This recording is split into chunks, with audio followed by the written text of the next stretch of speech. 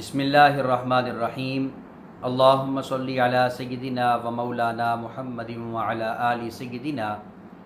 و مولانا محمد وبارک وسلم وصلی علیہ۔ تمام محبین و مخلصین کو السلام علیکم ورحمۃ اللہ وبرکاتہ۔ معزز ناظرین و سامعین، ایک انتہائی اہم مسئلہ جس سے آج ہمارے معاشرے کی اکثریت منہ موڑے ہوئے ہے، آنکھیں بند کیے ہوئے ہے، اس کی طرف توجہ دلانا مقصود ہے۔ اور وہ مسئلہ یہ ہے کہ جس طرح باپ کے مال میں بیٹے حصہ دار اور حقدار ہیں، بالکل اسی طرح بیٹیاں بھی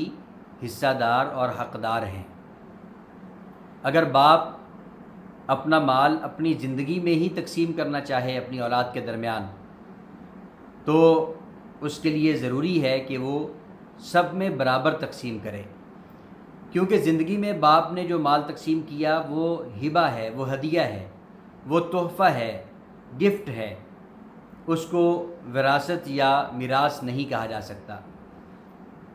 چنانچہ ہدیہ دینے میں، تحفہ دینے میں، گفٹ دینے میں ساری اولاد کے درمیان برابری کرنا یہ باپ کی ذمہ داری ہے، اور احادیث مبارکہ سے یہی بات ہمیں معلوم ہوتی ہے۔ حضرت نعمان بن بشیر رضی اللہ تعالیٰ عنہ مشہور صحابی رسول ہیں، فرماتے ہیں کہ میں چھوٹا تھا تو ایک مرتبہ میرے والد مجھے اپنے ساتھ لے کر حضور نبی کریم صلی اللہ علیہ وآلہ وسلم کی بارگاہ میں حاضر ہوئے اور آ کر عرض کیا، یا رسول اللہ صلی اللہ علیہ وسلم، میں نے اپنے اس بیٹے نعمان کو ایک غلام تحفے میں دیا ہے۔ تو حضور علیہ السلام نے سوال کیا کہ کیا تم نے باقی بیٹوں کو بھی اسی طرح ایک ایک غلام ہدیے میں دیا، تحفے میں دیا؟ تو حضرت بشیر رضی اللہ تعالیٰ عنہ نے عرض کیا، یا رسول اللہ صلی اللہ علیہ وسلم، باقی بیٹوں کو تو نہیں دیا۔ تو حضور علیہ السلام نے ارشاد فرمایا کہ اگر باقیوں کو نہیں دیا تو پھر اس سے بھی واپس لے لو۔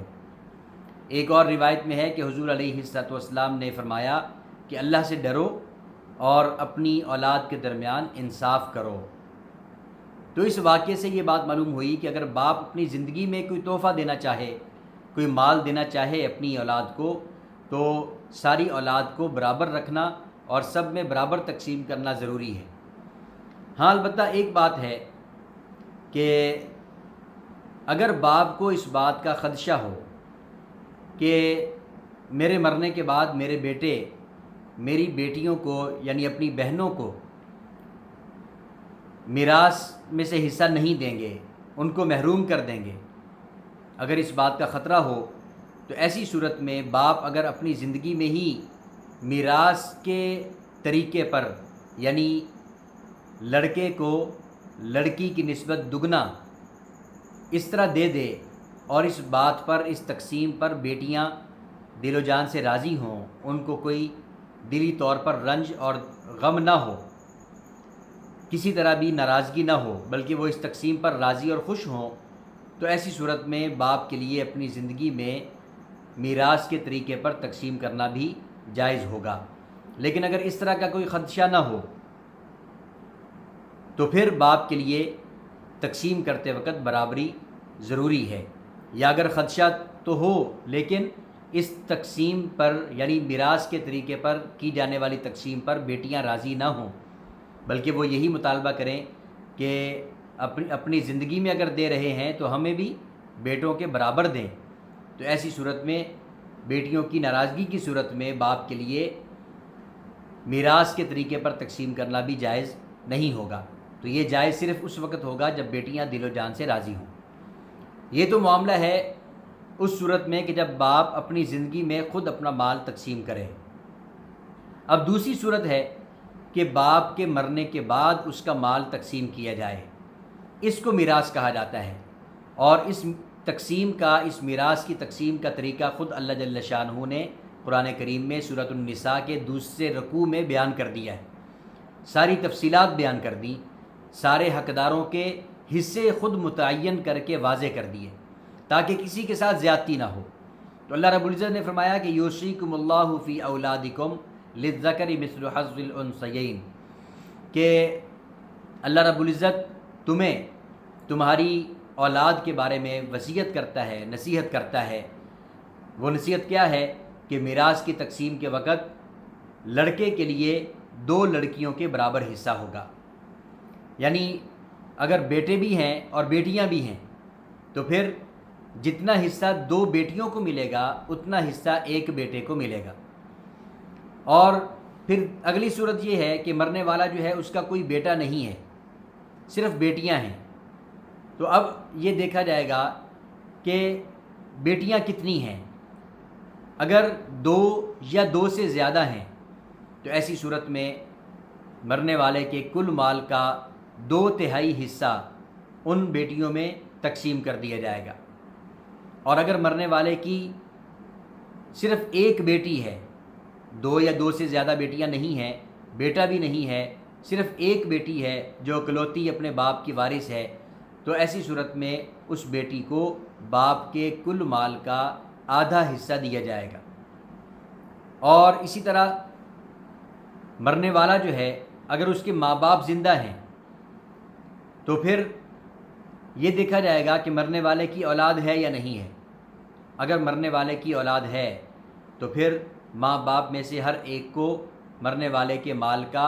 6واں حصہ دیا جائے گا، 6واں حصہ باپ کو اور 6واں حصہ ماں کو۔ اور اگر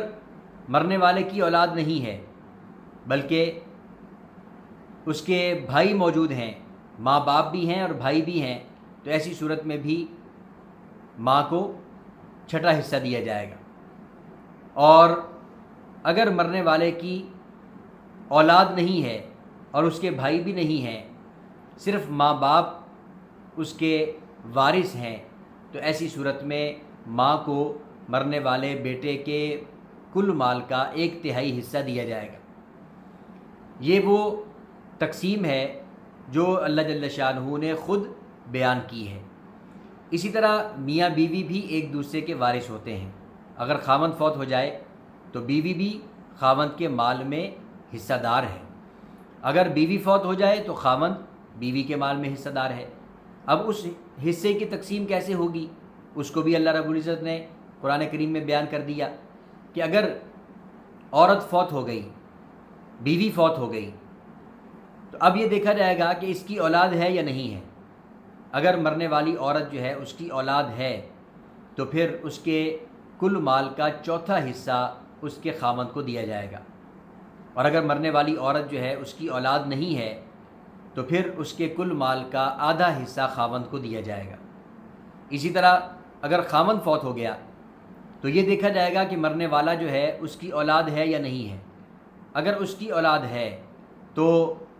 بیوی کو خاوند کے کل مال کا 8واں حصہ دیا جائے گا، اور اگر مرنے والے کی اولاد نہیں ہے تو پھر بیوی کو کل مال کا 4واں حصہ دیا جائے گا۔ یہ وہ مکمل تفصیل ہے جو اللہ جل شانہ نے خود بیان کر دی اور تمام حصہ داروں کے حصے خود متعین کر دیے۔ اب ایک صورت اور ہے کہ مرنے والا مر گیا،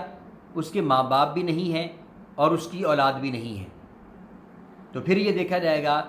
کہ اس کے بہن بھائی ہیں یا نہیں ہیں۔ اگر اس کا ایک بھائی ہے یا ایک بہن ہے تو ایسی صورت میں ان کو مرنے والے کے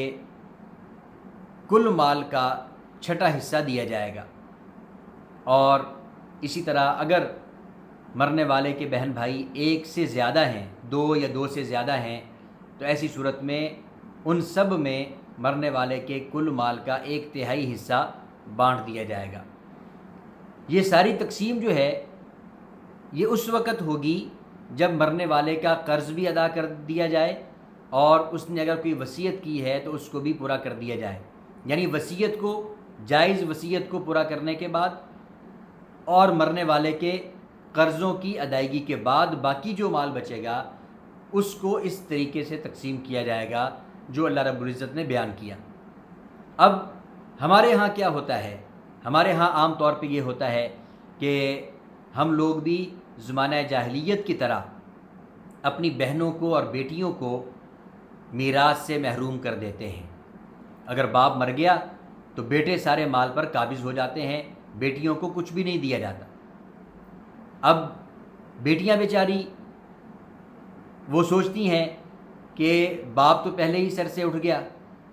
اب اگر ہم بھائیوں سے اپنا حصہ مانگتے ہیں تو بھائی بھی ہم سے ناراض ہو جائیں گے، تو باپ سے بھی ہم گئیں اور بھائیوں سے بھی گئیں، مال بھی نہیں ملے گا، نہ مال ہاتھ آئے گا اور نہ ہی کوئی اور فائدہ ہوگا، بلکہ الٹا نقصان یہ ہوگا کہ باپ تو پہلے ہی سر سے اٹھ گیا، اب بھائی بھی ہمیں ناراض ہو کر چھوڑ دیں گے۔ تو وہ بیچاری اس خوف اور ڈر کی وجہ سے میراث کا مطالبہ ہی نہیں کرتی اور ساری زندگی ایسے ہی گزار دیتی ہیں۔ اور بھائی اتنے بے شرم ہوتے ہیں کہ ان کو ذرا بھی اس بات کی حیا نہیں آتی کہ اللہ جل شانہ نے ہماری ان بہنوں کا بھی حصہ ہمارے باپ کے مال میں رکھا ہے، ہم ان کا حق ان کو دے دیں۔ دینے کی بجائے الٹا قبضہ کر لیتے ہیں، اور اگر کوئی بہن مانگ لیتی ہے تو اس سے ناراض ہو جاتے ہیں، اور بعض ظالم تو ایسے ہیں کہ جو دھکے دے کر بہنوں کو گھر سے نکال دیتے ہیں، گالیاں دے کر نکال دیتے ہیں کہ ہم سے میراث میں حصہ کیوں مانگا۔ حالانکہ آپ دیکھ لیں کہ یہ ہندوؤں کی سوچ ہے، عیسائیوں کی سوچ ہے، کافروں اور مشرکوں کی سوچ ہے کہ عورت کا میراث میں کوئی حصہ نہیں ہے۔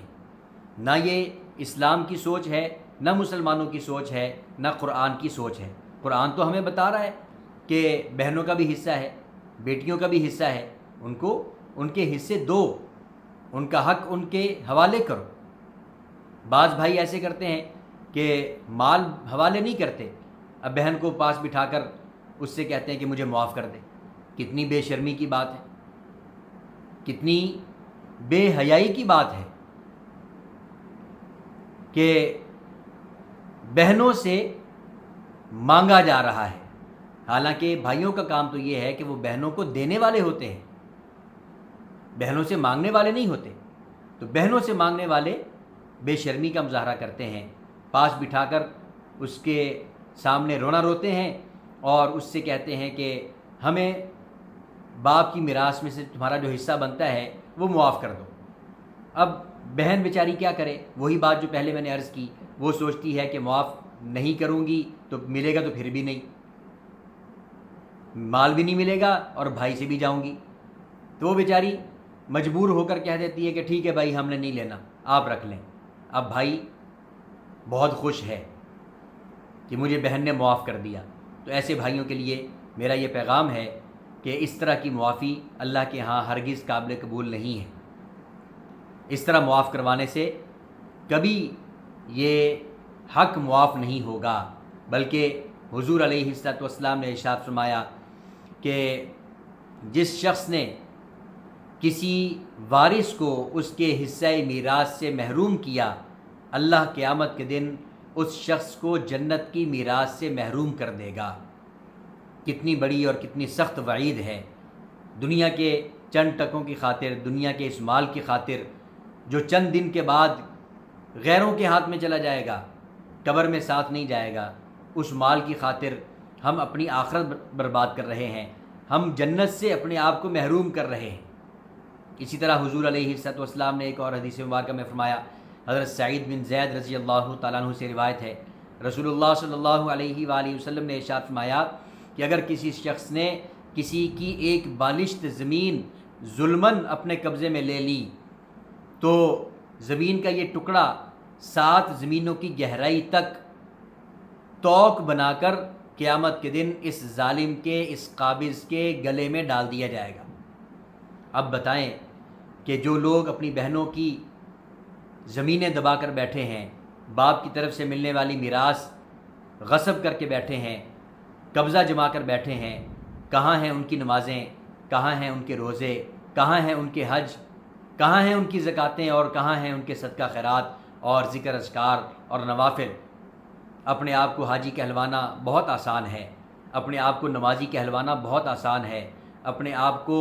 سخی کہلوانا بہت آسان ہے، لیکن حقیقت میں مسلمان بن کے دکھانا بہت مشکل ہے۔ تو دوسروں کے مال پر قبضہ جما کر، بہنوں کے مال پر قبضہ جما کر، ان کے آنسو بہا کر، ان کو رلا کر، ان کو دھکے دے کر گالیاں دے کر گھروں سے نکال کر اپنے آپ کو سمجھتے ہیں کہ ہم بہت نیک ہیں، ہم جنت کے وارث ہیں، تو میرے دوستو یہ بہت بڑی غلط فہمی ہے، یہ بہت ہی بڑی بد تہذیبی اور بے شرمی کی بات ہے، اپنی دنیا اور آخرت کو برباد کرنے والی بات ہے۔ بہنوں کو کہتے ہیں کہ ہاں باپ نے شادی کی تھی تو اس کو جہیز دے دیا تھا، بس اب اس کا میراث میں کیا حصہ ہے؟ تو یہ بات ذہن میں رکھنی چاہیے کہ اسلام نے بیٹی کو میراث میں حصہ دیا ہے، جہیز کا کوئی تصور نہیں دیا۔ اور اگر باپ نے جہیز دیا بھی ہے تو وہ باپ نے اپنی زندگی میں دیا جو بطور ہدیہ ہے، بطور تحفہ ہے۔ اس طرح کے اخراجات تو باپ اپنے بیٹوں کی شادی پر بھی کرتا ہے، بلکہ بیٹیوں کی نسبت بیٹوں کی شادی پر زیادہ خرچے کیے جاتے ہیں۔ تو اپنی شادیوں پر ہونے والے اخراجات نظر کیوں نہیں آتے؟ بہن کی شادی پہ ہونے والا خرچہ تو نظر آ جاتا ہے، اپنی شادی پہ ہونے والی خرافات پر جو مال باپ نے پانی کی طرح بہایا وہ نظر نہیں آتا۔ تو اگر شادی پر خرچہ کرنے کی وجہ سے بہن میراث سے محروم ہے تو پھر تمہاری شادی پر جو باپ نے خرچہ کیا تو تم میراث سے محروم کیوں نہیں ہوئے؟ یہ بات سوچنے والی ہے۔ تو جہیز کا تصور ہندوؤں کا تصور ہے، اسلام کا تصور نہیں ہے، اور میراث سے محروم کرنے کا تصور بھی ہندوؤں کا ہے،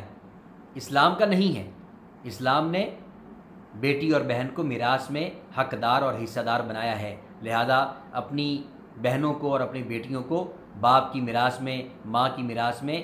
جو حصہ بنتا ہے وہ ان کے حوالے کریں اور اپنی آخرت کو سنواریں، دنیا بھی سنوار لیں، آخرت بھی سنوار لیں، ورنہ انجام بہت برا ہوگا۔ اللہ ہمیں سمجھنے کی اور عمل کی توفیق عطا فرمائے۔